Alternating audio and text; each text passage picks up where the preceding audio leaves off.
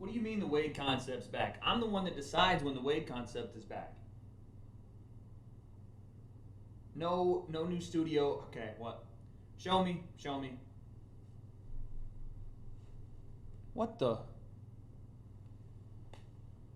Who did this?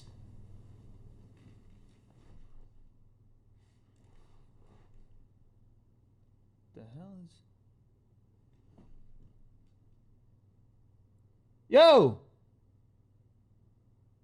I mean, I guess we're back.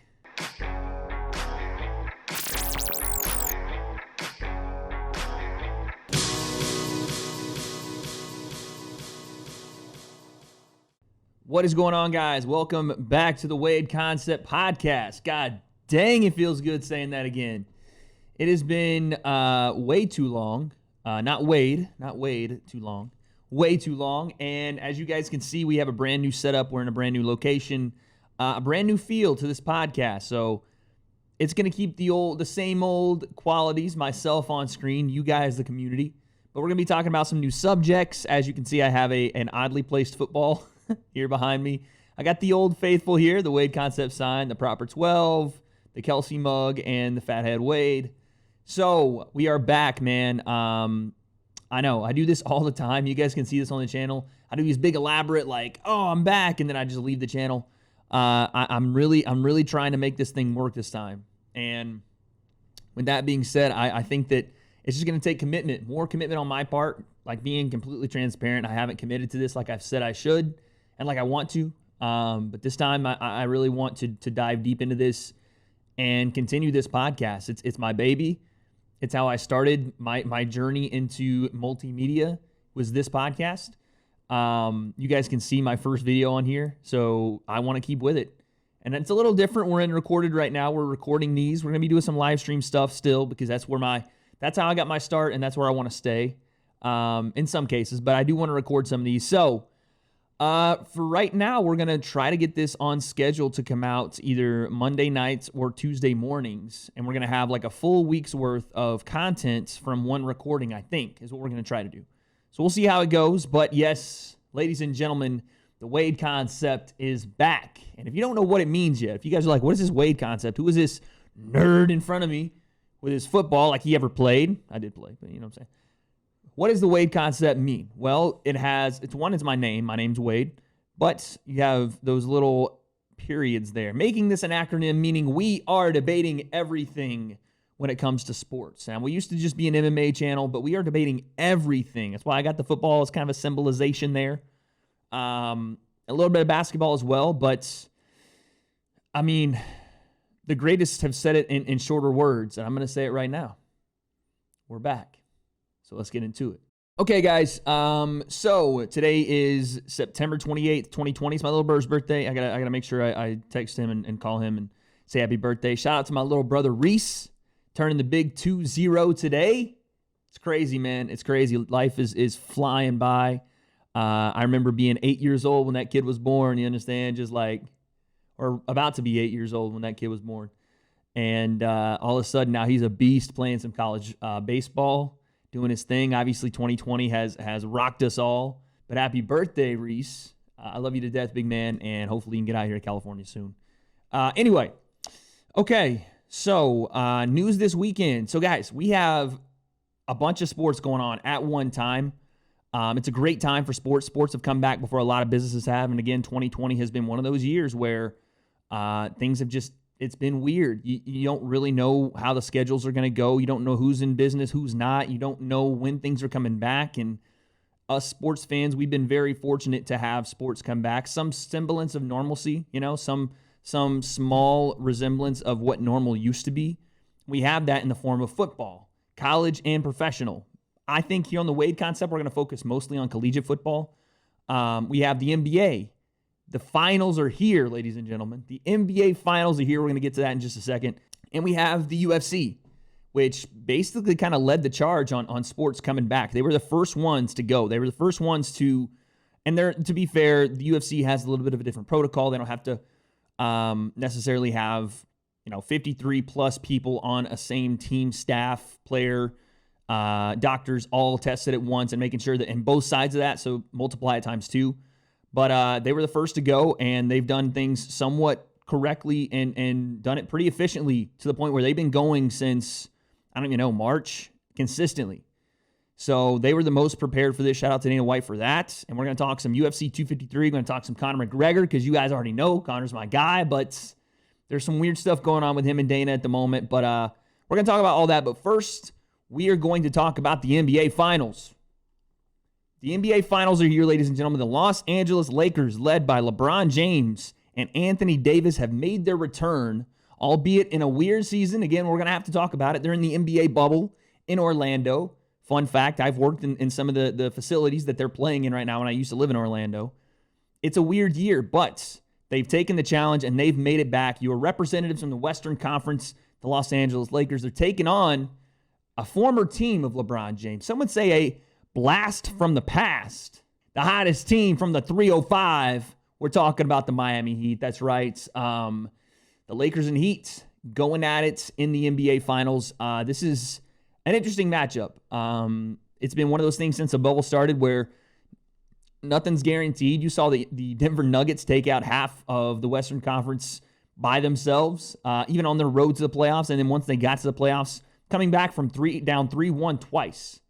And doing it not only against the Clippers, but against a loaded Clippers team. Doc Rivers, head coach, even though he's kind of known for blowing leads. We're going to leave that there. Kawhi Leonard, the former Finals MVP, last year's basically savior of the Toronto Raptors, and Paul George, playoff P, more like pandemic P, unfortunately. They couldn't get it done. And you saw this Nuggets team be a nightmare, down 3-1 twice, come back, storm back, and win 2 series back-to-back, and the Lakers had them down 3-1 and slammed the door shut. What did the Nuggets in my opinion, transition defense, offensive boards, and, Jokic being in foul trouble a lot. You saw, it was weird. They would make shots and then have trouble getting back on defense after a made shot. It'd be different if they got a long rebound and the Lakers took off and started running. There were so many times where they made a shot, 3-pointer or whatever, Jokic and Murray in the high pick and roll. They would make a shot, have time to get back and set their defense, and the Lakers were so quick inbounding the ball. LeBron and even AD, Rondo, who stepped up huge in this series, they have in superior court vision. They were finding guys 75 feet down the floor, and the Nuggets were just kind of standing around like, oh, okay, I guess, yeah, he's behind me, so if you can throw this over my hands. It was a really weird thing to see. And Coach Malone, said a lot about that. He was like, I don't know why we can't get back in transition defense. It shouldn't even have been in transition, just get back on defense. So that was interesting. LeBron started off the series really struggling to shoot the ball. I think the time off, especially, he's in year 17. Even for all the players, just getting back to a basketball, not only muscle memory, cardio, being able to communicate with teammates and have that in-game communication, that in-game flow with your teammates. It takes time to get back to that. So what was it, 10 games before they started the playoffs? It's just not enough. But LeBron had struggled shooting the ball in this series and a little bit in the last series, and then comes up huge in Game 7 with the 38 points, 16 rebounds. 16 rebounds, 10 assists. The coolest thing that I thought LeBron did in this series, Jamal Murray was killing the Lakers. It felt like this dude could score from anywhere on the floor, anytime he wanted, in any way he wanted. He could not be stopped. It didn't matter if you put Rondo on him. Didn't matter if you got him in the switch on the pick and roll and he tried to drive on a big. He was scoring on the bigger guys too. And LeBron takes the challenge. Fourth quarter, Game 4 says, I'm guarding Jamal Murray. Because that game was close. And a lot of these games were after the blowout win in Game 1. A lot of these games were close because the Lakers would get up, the Nuggets would storm back, or vice versa. Jamal Murray, down the stretch in that fourth quarter, LeBron takes the challenge. There's one play where LeBron might have fouled him. I don't know. But other than that, LeBron was all over this guy. And this is year 17 LeBron we're talking about. And I'm not going to do the thing where I just praise LeBron ad nauseum, but you have to give the man credit. Year 17, he's taking a 23-year-old and locking him down in the fourth, moving step for step with him. And then in Game 5, finds his offensive stroke, right? Finds the especially down the stretch, mid-fourth quarter, to kind of seal the game. He's hitting jumpers, fadeaways, three-pointers, getting to the rack. And it's something I really didn't see him do a lot earlier in the series. It started to ramp up toward the end. And LeBron does this as We've seen in the last 5, 6, 7, 8 years, this is his 10th finals appearance. And as he gets closer to the finals, he starts to ramp up that engine, right?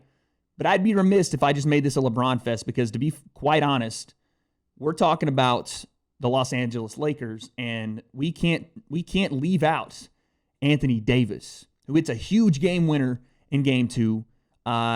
Really, on the offensive side, had carried the Lakers throughout the first couple of series, just putting in work game after game. He is so hard to guard. You can't guard him with a big. He can either blow by or step outside and hit the shot. You can't guard him with a smaller guy. He'll shoot right over the top of him.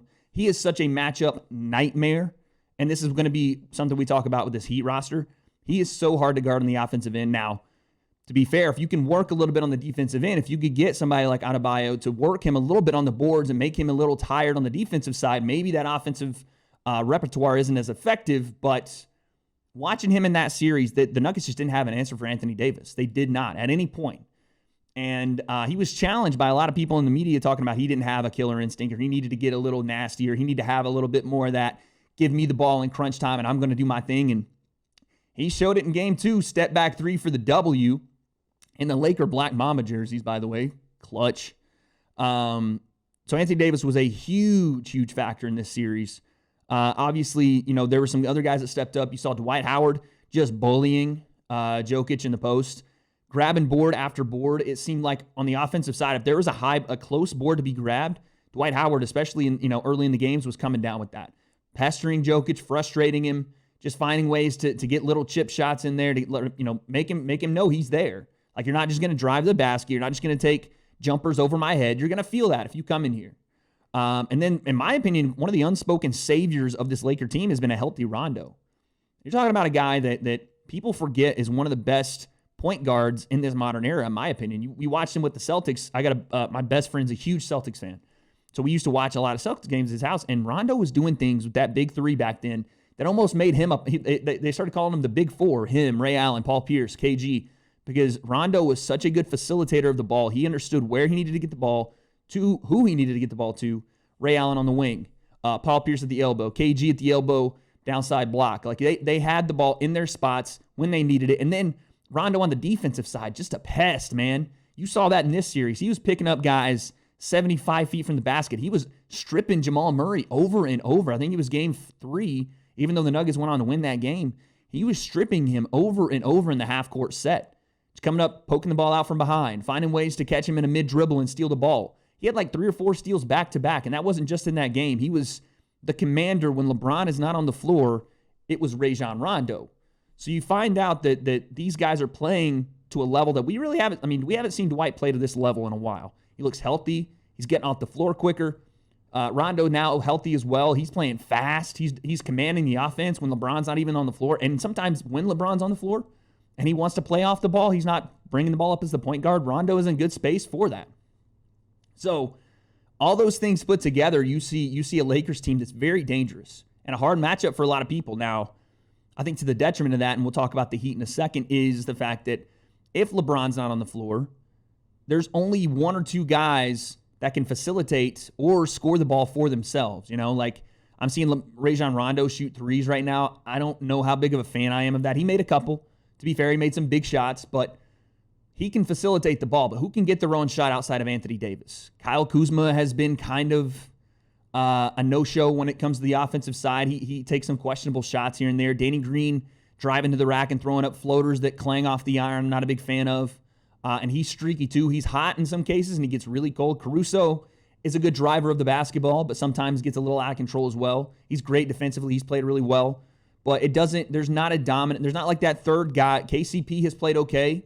Caldwell Pope has made some big shots down the stretch. He's made some great cuts to the basket, played great defensively too. They're going to need those guys to step up in a bigger fashion, in my opinion, because the Miami Heat have a great, they have great depth in their guards, and their guards play well together, right? Every one of those guards can get their own shot.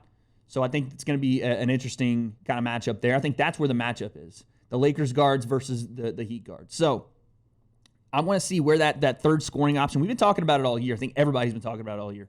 Where does that third scoring option come from for a Lakers team that is so dominantly contingent upon LeBron and AD getting off if they struggle, I don't know where it comes from. You got to have somebody in that supporting cast step up, and Kuzma's been largely inconsistent, and Rondo's done a good job facilitating, but we have to find that third scorer if you're a Laker fan, because they're going to need it in a Miami team that's young, that can run, that can get up and down the court, play great defense, play together. Not a lot of, yes, Jimmy Butler is a superstar, but even if he's having a bad game, Dragic can put it in. Tyler Hero throws in 37 the other night. Iguodala now coming off the bench and playing well. So I guess that's our most easy transition.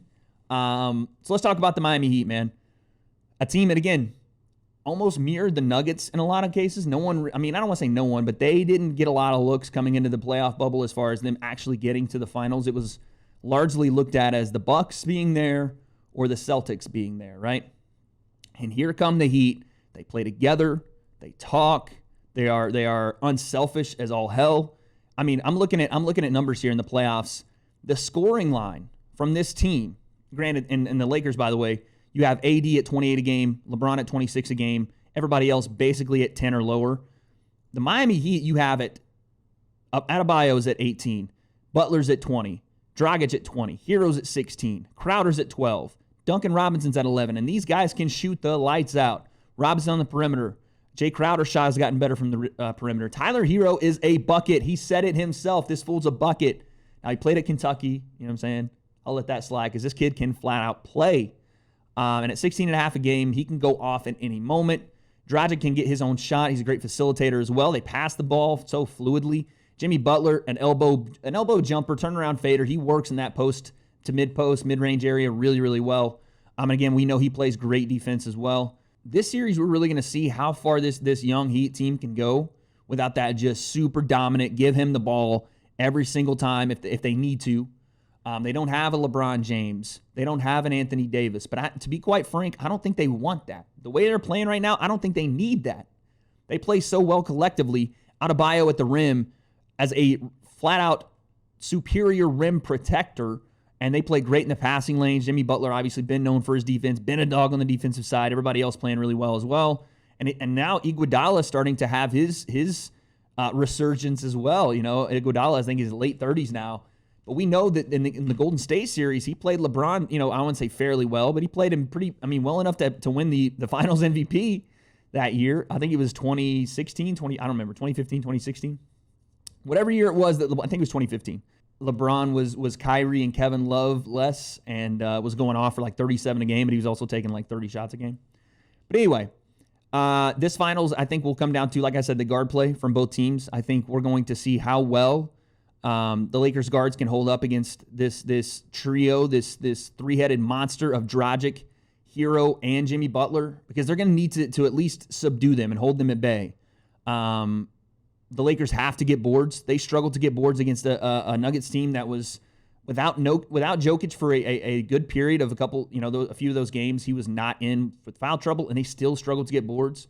So we're going to need to see Dwight Howard come down and grab rebounds. AD, I think he had 1 rebound or 2 rebounds in 3 of those games. So he's got to get better on the boards. They need to eliminate second chance opportunities. For the Heat, same goes for them. They're going to have to eliminate second chance opportunities. The Lakers score so much on offensive boards, where a guy like Dwight can just camp under the rim. Someone tosses up a 3 and he's there to kick it out. Back to LeBron. They reset. There's another bucket. You have to eliminate turnovers with this Lakers squad. They won't to get out and run. But the same needs to be said for the Lakers, man. Early in the Nuggets series, they had a crap ton of turnovers. They have to eliminate those. This series is going to be fun because I don't know the matchups. Who do you put on LeBron? Who do you put on AD? And does LeBron take that challenge and say, I'm going to guard Jimmy Butler the entire series? How does this work? Because there's matchup problems either way. If the Lakers go small, I think it's probably their best bet to not have 2 bigs on the floor at the same time, because you don't want Dwight Howard. Well, I don't know. You don't want Dwight Howard trying to play in the high pick and roll, or you don't want AD trying to go out and guard Duncan Robinson or somebody like Jimmy Butler in a cross match. You don't want that to happen. But at the same time, the offensive benefit from that is no one can really guard AD from where he plays at. So it's interesting, man. It's interesting. I'm going to give my way too early prediction. My boy Jacob, he'll be a guest on this podcast. He said Lakers in 6, or he said it's going to 6. I'm going to follow that up with saying Lakers in 6. I think the Heat might come out and stun the Lakers in game 1. I think the Lakers win a close game 2. I think the Lakers win a not as close. Actually, we'll say this. I think the Lakers win a close game 2, not as close game 3. The Heat battle back. 2-2 series. The Lakers win the last 2. That's what I think happens. I just think LeBron in his 10th finals, and he has said he's had such a stoic mindset this whole playoffs about this is the mission's not done. The job's not done. We're doing this for Kobe. Obviously, rest in peace to Mamba. We're doing this for Kobe. We need to get this done. If we don't get this done, he said, if we don't get this done, it means shit. That he said that. So LeBron is definitely on a mission. Not to say that the Heat aren't, this young team.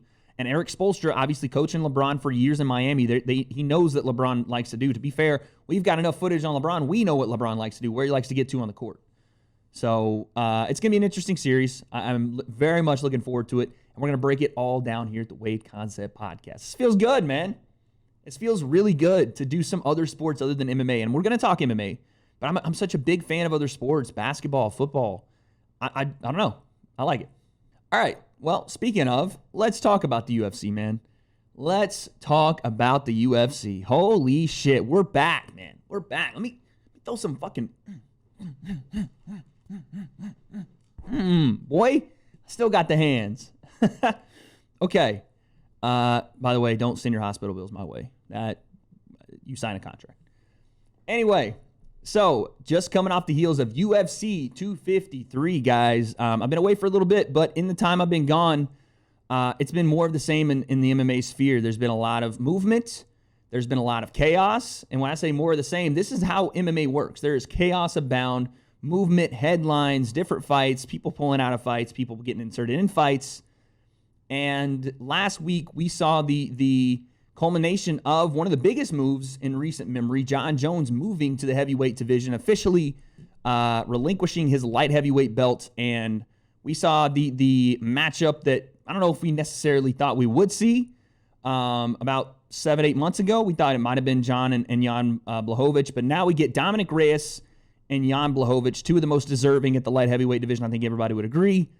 And to be quite honest, I went into this fight thinking Dominic's too fast. What he did to Jon and what Thiago Santos did to Blachowicz knocked him out going backward. I felt like Dom had the same ability.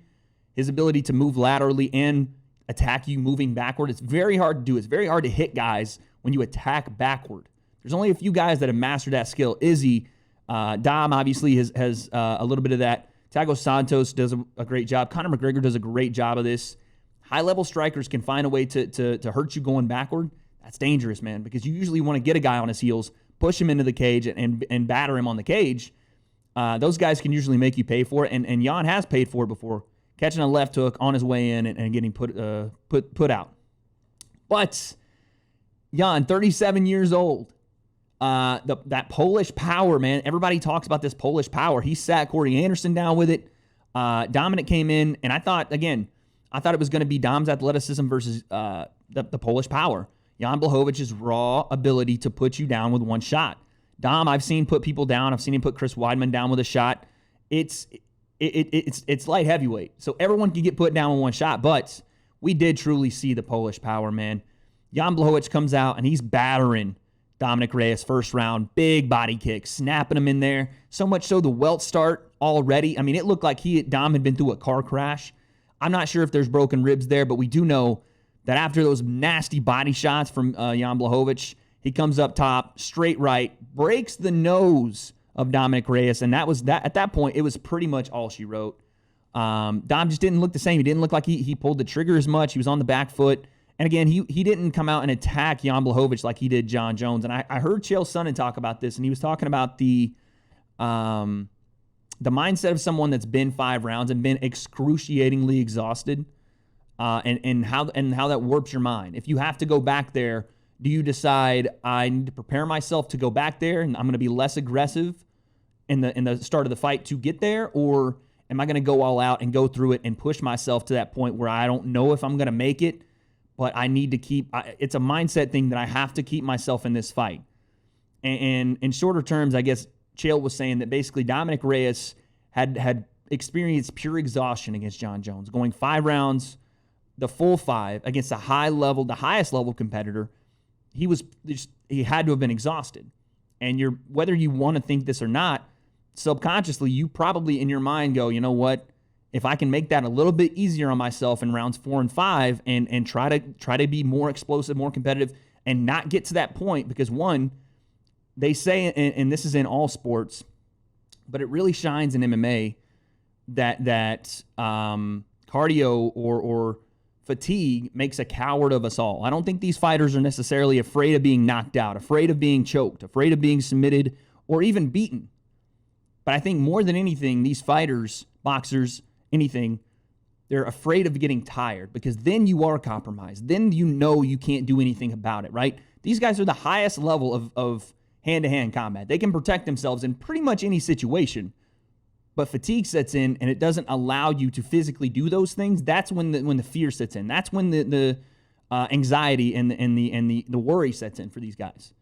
And so I think what Chael was trying to come across and say was that, does Dominic Reyes have that in his mind to go to that place where you have to accept the fact you're going to be so tired you might not be able to defend yourself, but you got to keep pushing through that, find that second win.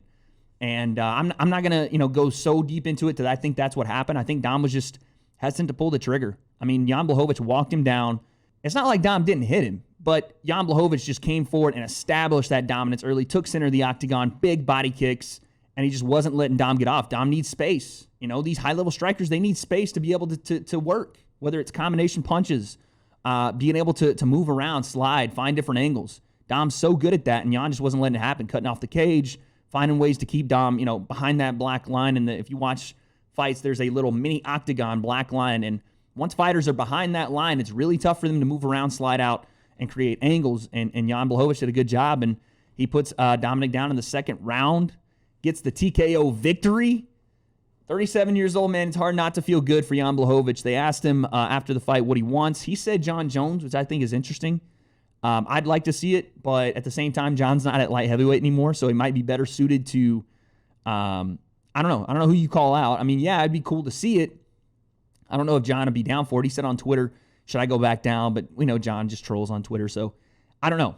I'd like to see the Thiago Santos fight. I'd like to see that rematch. That's probably, for my money, one that I would like to see for Jan, because he did lose that last fight against Thiago. And there's some other guys coming up at 205. 205 is not the most name-heavy division right now, but it will be. There's some young guys coming through there. Johnny Walker trying to make his resurgence. Johnny Walker now with SBG Ireland, which is interesting. Moved from TriStar now to SBG. But yeah, 205 is still, it's contender season at 205. And what I mean by that is the championship is now, there's a clear path. And the same at middleweight. And we're going to talk about Israel Adesanya in a second. There's a clear path to the title, and the contenders now will be the focus of 205, right? Building that story for these new contenders to come up. I mean, Jan's got a great story, too. He's 37, finally gets his hands on a title. It's a great story, but now it's contender season, and now we get to see who is on the rise at 205. It's not the John Jones story, right? It's not just John Jones, and I think that it hurts John being as good as he is. I know it sounds weird, but being as good as he is almost hurts him, because it's almost a foregone conclusion when John fights. Though his last couple have been very close, people that are not necessarily in the hardcore MMA scene look at John Jones and be like, oh, Johnny Bones is going to beat whoever he fights.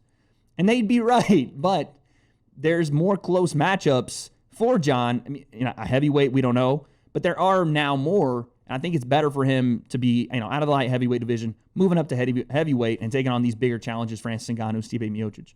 I think it's going to be fun. But congrats to Jan Blachowicz, man, that Polish power. I mean, he snapped Dom's nose, man. He had the Mike Perry nose. I think it was over here, and the rest was over there. So that was interesting. Congrats to Jan Blachowicz. Okay. And then we had the middleweight main event. Dana White had come out and said this is the most anticipated fight to this point in the year, was breaking social media records. I can confirm that I never seen this is just a post-fight, I had never seen a post-fight press conference do the numbers that Izzy and Paulo did. Not even a Conor thing. And that's a metric that doesn't really matter.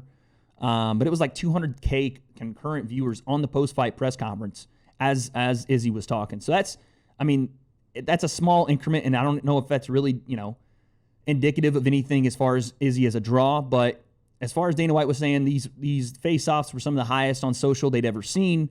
I thought it was hilarious. Paulo Costa brought the white belt, and Izzy smacked him with it, whipped him, hit him like a whip. It went right on Paulo's face, man. I was like, yeah, how you going to bring the white belt?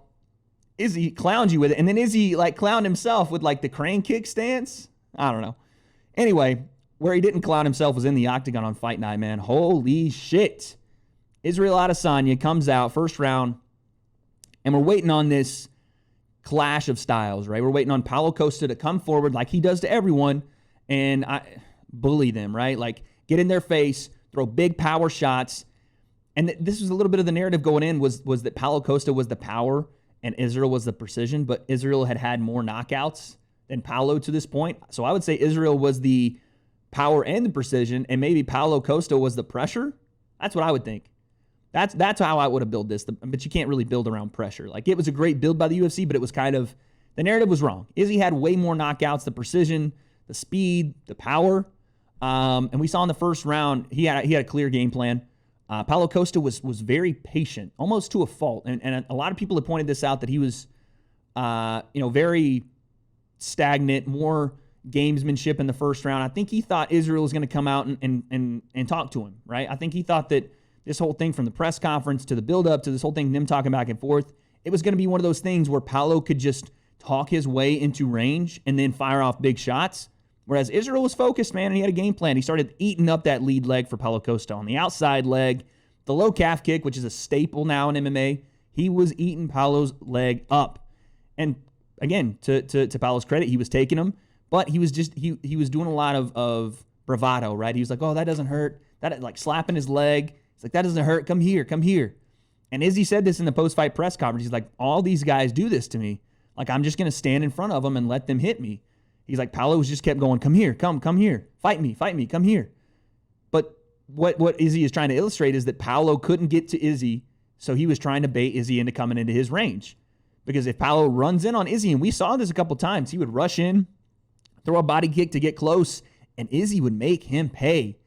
I mean, punches in bunches on the inside, where you would think Paulo would have the advantage, and maybe he would have had he fought a different fight, maybe been more aggressive coming in. But it's so hard to be with Izzy, man. It's so hard because you don't know what he's going to throw, where he's going to throw it. The switch stance, he threw a question mark kick that looked like a razor blade that came over Paulo's head. The leg kicks, the body kicks, inside, outside. He mixed up things so well that I'm sure Paulo was like, what the hell am I supposed to do? I can't get in on this guy, because when I try to, either he was entering with a body kick, which was interesting. It gave Izzy a way out immediately. Like, he would throw the right body kick and Izzy would just slide to the left side. It's interesting. But once he got in there, and there was a point where he had Izzy on the cage for a little bit, and Izzy was just in the clinch, battering him, uppercuts, hooks to the head, and then he would frame and get out. So this was listen, City Kickboxing, they come up with some schemes, man. They understand distance, and again, Chael Sonnen, I have to give him credit for this. He was talking about distance control, and when people say that they know the range, right? It's a lazy term for people to say that someone is good at hitting the other person more than they're getting hit, right? So when people say, "Oh, Izzy, he's going to control the range," they'd be right, but it's they don't know why they're right. And I think what they're trying to say is, and what they want to mean is, that Israel Adesanya understands where he can hit and can't and not get hit. And that's what happened with Paulo Costa. You saw him eat up the legs, and Paulo had no answer for him. And Paulo should have gone back to Israel's legs. But at that point, when it was 5, 6, 7 deep, at the end of that first round, Paulo's lead leg was 8 up. And then the counter to that was Paulo was supposed to be able to get inside and batter Izzy, right? To get him on the cage and throw these massive hooks to the body. Paulo loves eating up the body. And then come upstairs with the punches. Well, Costa was pretty much leg kick heavy. He was pretty much kick heavy in this fight. And like I said, he paid for it, because he couldn't get close to Izzy. If he tried, Izzy was in the clinch, just battering him up. Uppercuts, body shots, everything. And like I said, he would frame out. And then the end of the fight comes. We're in round 2. It's almost the same exact left hook that he hits Robert Whittaker with, as Whittaker would kind of charge in and leave himself exposed. Paulo kind of came into range, and Izzy was there waiting on him. Now, Izzy does this thing. It's a Muay Thai skill that he has, a Muay Thai defensive skill he has, where he leans his upper body backward without moving his torso and below, leans that upper body to evade attacks, just out of range. And it's dangerous because that chin goes high. But we're talking about a guy that's had 100 fights. He knows what he's doing.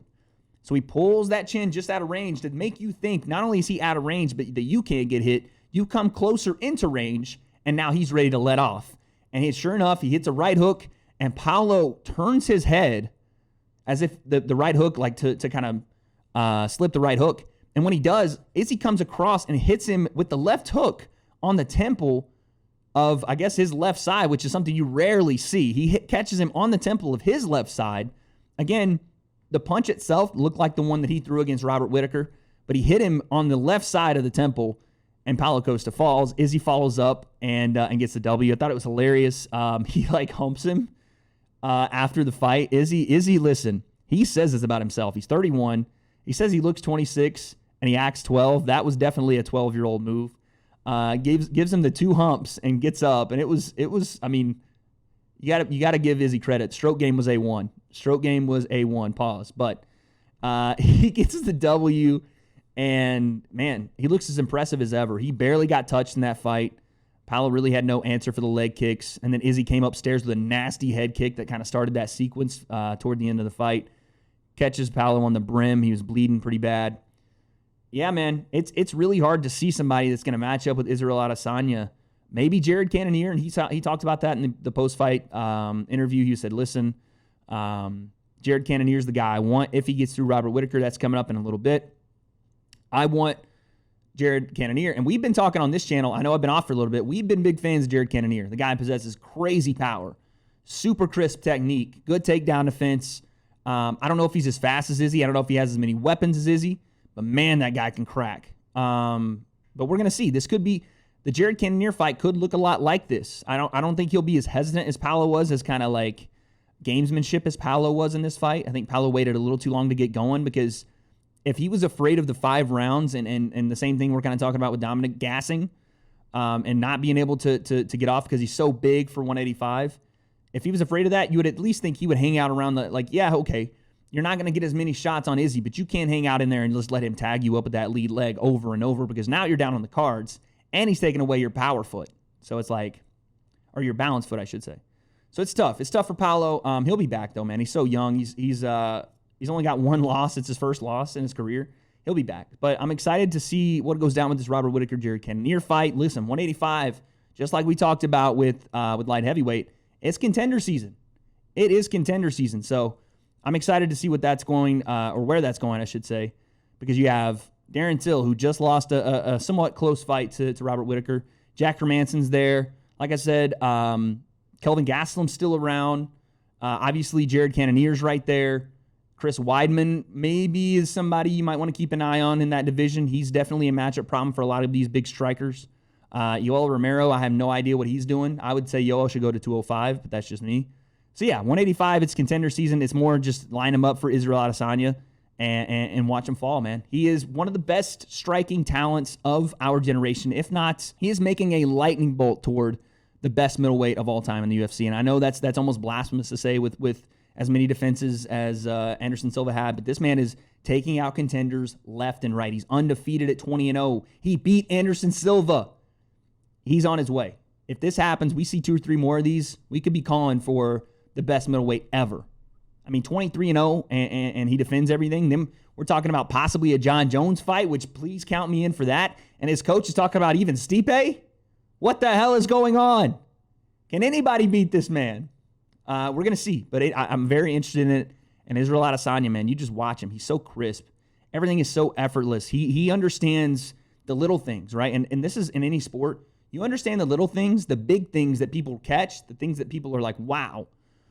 They miss the little stuff. They see the big right hand. They see the question mark kick and how flashy and awesome it looks. They see the teep kicks, which I thought he used a good job of the teep kicks to keep Paulo's knee from he was trying to buckle Paulo's knee, but he kept it on that lead leg. They see those things, but they don't see the feints. They don't see the switch in stance. They don't see the gamesmanship that he's playing just with his body, just with his motion, and his ability to create traps for Paulo, where he thinks Paulo's safe inside. He's too close to Izzy for him to get hit. But Izzy's not out of range. He's just leaning the upper body back. Boom, left hook right into Paulo's temple. That stuff those are the little things, man. And when you see it, and granted, I'm no expert, but when I start to see it, then I know that he's on just a different level, because I'm only seeing the bare minimum. There's so much more that he's doing that I still don't know. So, interesting. But that's our UFC 253 recap. We have a couple more fights coming up, man. We got Corey Sandhagen, Marlon Moraes. We got, an interesting one, man. Finally, this fight's getting made. Brian Ortega and Korean Zombie, October 17th. And then we have UFC 254, Khabib Nurmagomedov, Justin Gaethje, Robert Whittaker, Jared Cannonier, Alexander Volkov, Walt Harris, Islam Makhachev, RDA, Rafael dos Anjos, Cynthia Calvillo, Lauren Murphy. Man, that card is stacked, baby. I cannot wait for that card. Okay. That's our UFC talk for today. We're going to finish up some college football. I'm going to get you guys out of here, man. Again, I'm so happy that I'm back with the W.A.D.E concept. Now, I don't even know what we're going to talk about with the college football landscape. We're just going to talk a little bit about what's going on with it, right? What the hell is going on with college football? So, as you guys, I think, know at this point, I played football for about 16 years. It's one of my favorite sports. I'm actually falling in love with the sport, if that makes sense. I had taken a lot of time away from it after I played. You get a little disappointed when you do something for so long and you can't advance further in it. But man, I'm such a fan of this sport. Even from a young age, is my favorite thing to do. So I couldn't stay away for too long. So 2020 college football, this is what it looks like. No out-of-conference games at the moment. Some conferences playing 10 games. The Pac-12 now playing 7 games. The Big Ten just now getting back to playing. People are testing positive for COVID all over the place.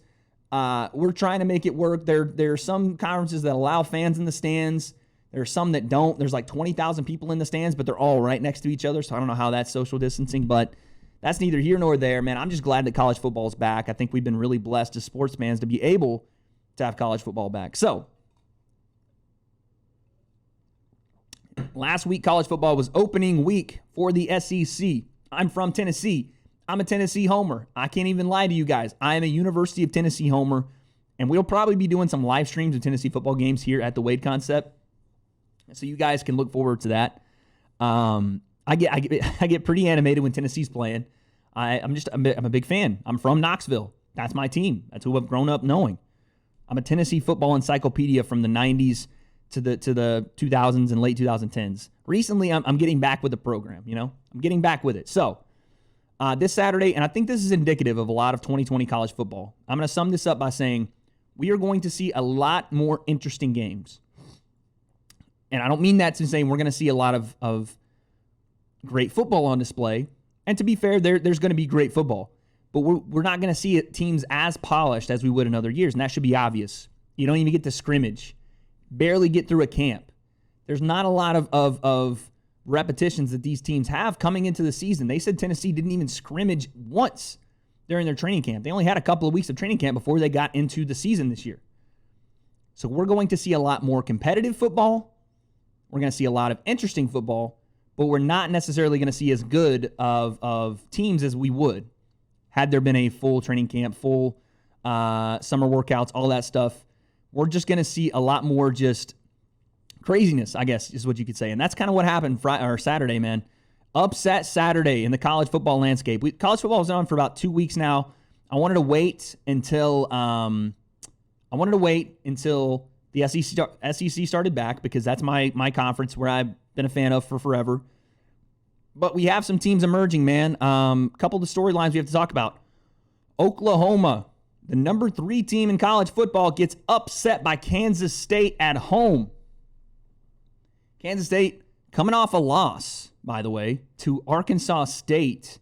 They come into Oklahoma, which Tennessee was supposed to play at Oklahoma this year. They come into Oklahoma, are down 35-14, folks, and make an absolute roaring comeback and win this game 38-35, excuse me. Spencer Rattler, one of the most highly looked at quarterback prospects in college football, starts out the game balling, throwing touchdown after touchdown, finishes out the game a little bit bruised, you understand? He was getting roughed up, and he also threw 3 picks late in that game, and Kansas State, typical Kansas State stuff, they're running the football down your throat.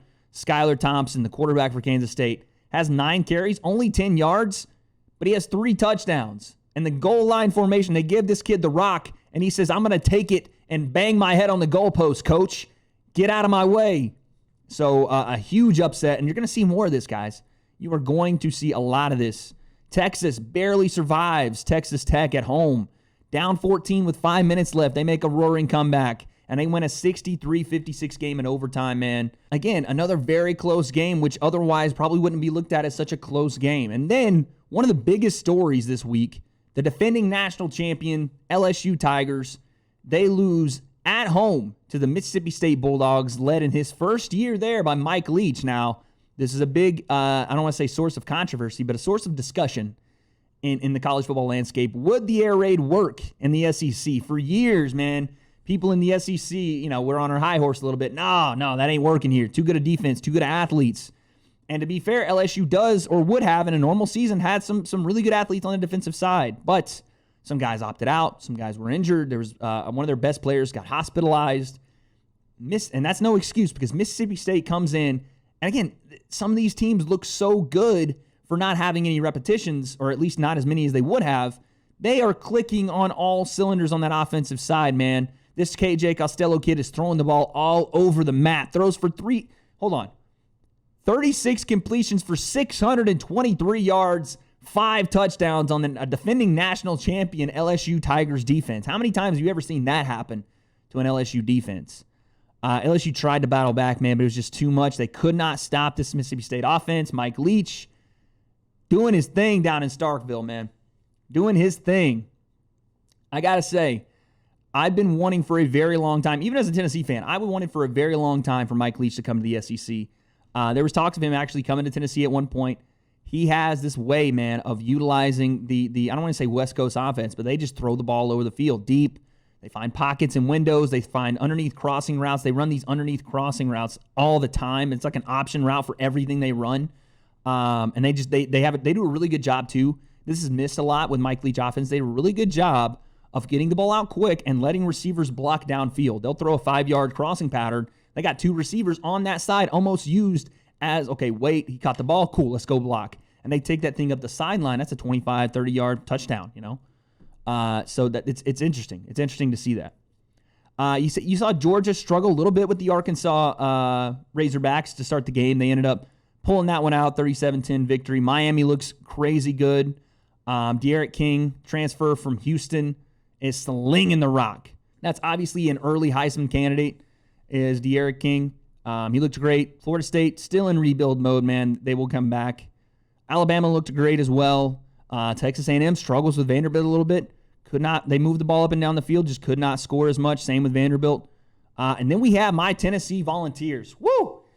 You want to talk about winning in the most Tennessee way, and honestly, South Carolina losing in the most Tennessee way. We have the South Carolina Gamecocks, Tennessee on the road, game 1. Jarrett Garantano, the starting quarterback, once again for the Vols, and this is where we're going to spend the majority of the segment right here, the college football segment. And this is kind of how I'm going to do college football. I'm a big Tennessee homer, so I'm going to talk a lot about Tennessee, whatever. Tennessee comes in, and right off the bat, you see the rustiness. You see the struggles from not having a full camp. Tennessee muffs a punt. The punter throws the pump fake. Credit to him. He hits a pump fake, and one of the South Carolina guys jumps up in the air. Hilarious. But unfortunately, not a great look right off the rip. You can see that in the first couple of plays. South Carolina goes down, scores. Tennessee goes down, answers. We got a 7-7 game. Jarrett Garantano. What can I say about this guy, man? He is a senior. He's been in a couple of different offensive systems now at Tennessee for a long time, but it is now his offense. It is now the season for Jarrett Garantano. And while I saw some good things, some great decisions, especially in clutch moments in that game, there were some times where we left points on the board, and it's because, unfortunately, Jarrett Garantano continues to show the same struggles, I would say, because this kid, he works his ass off, man. And I don't want to say anything about the kid's work ethic. I'm sure he is in there grinding every day, working with these receivers. But unfortunately, man, number 2 for Tennessee, he's shown the same inability to be a consistently accurate passer, and it's been down the field. It's really, honestly, in the mid to short range passes, the stuff that you would think, he has down pat. These 5 to 15 to 20 yard routes are where he's missing. Down the field, he's far more accurate. Throwing balls under 20 yards or so, that's where he struggles, because when he's throwing the ball down the field, he's laying it up there for guys and they're running under it. It looks beautiful. He had a couple of those throws in this game where you're like, damn. I even tweeted this. I was like, how in the world does he throw 2 dimes like that after being so inconsistent on the easier stuff? And I say easier, meaning they're 15 to 20 yard routes inside that kind of bubble where you think, okay, just lead that receiver. He consistently throws that ball high. missing those targets. But down the field, he's been fairly accurate. So I'll give him his credit there. We're going to have to see moving forward how number 2 does. Obviously, some points left on the board there for Tennessee in the red zone. We had a couple chances to get some big plays, some short third downs. Tennessee was 1 for 11 on third down. That just makes you sick. But luckily, South Carolina wasn't too much better. Colin Hill, apparently this young man has come back from 3 ACL surgeries.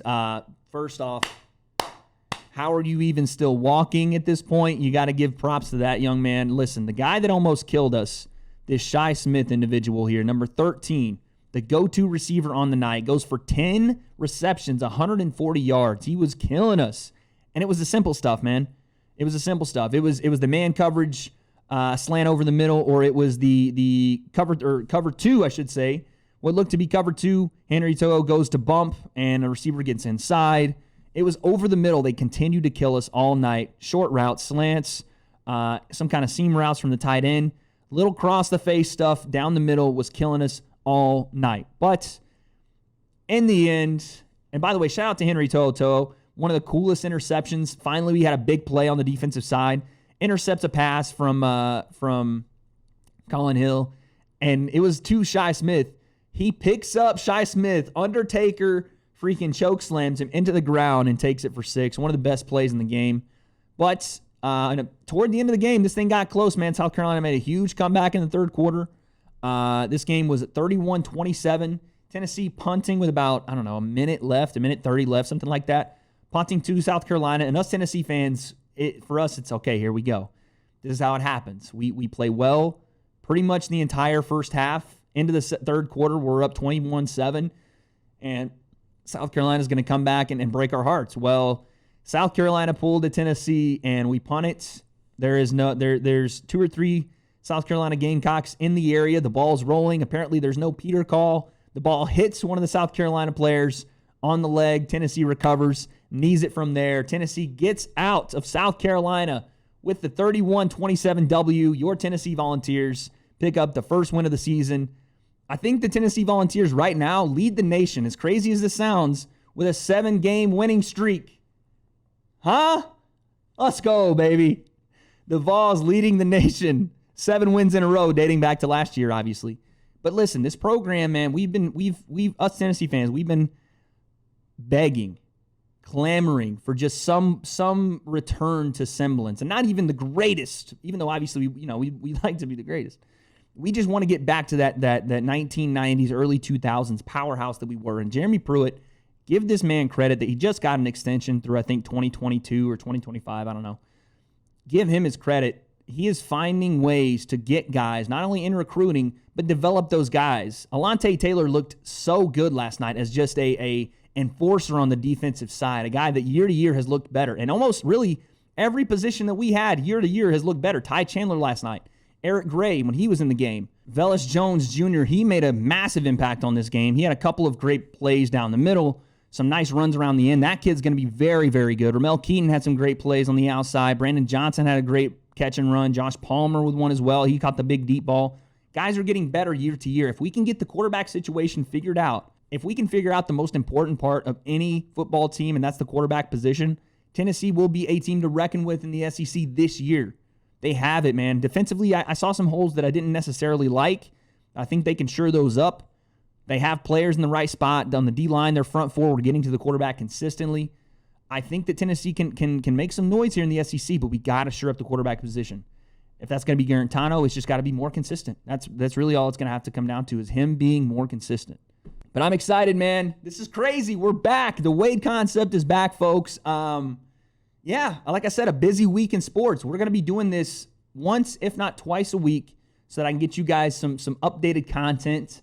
Thank you guys for watching. For everybody that come in and supported for this 3 years on and off that I've been here, I really wanted, this is my baby. This is my project. I had a goal of 2020 getting to 10K subs on YouTube. We're going to push that to 2021, but that is my goal. Let's get to 10K subs on YouTube. Let's grow this community. Let's do something with this, man. I see these sports podcasts all over, YouTube, Spotify, whatever, and I'm thinking to myself, why am I not doing this? Why not me? Why am I not taking the challenge and putting myself and really committing myself to working my ass off on this for you guys and for me. It's what I love. It's what I'm doing when I'm not on here. I'm talking about sports all the time anyway. Let's just do it. Let's go. All right, man. And again, that's no disrespect to any of these other communities. These guys are doing great work. I want my spot at the table. I want to be there with these guys. I want to talk sports with these guys. It's all I love. I love sports. I love you guys. This is week 1. Wade Concept. We're back. Until next time, take it easy. I'll see you guys.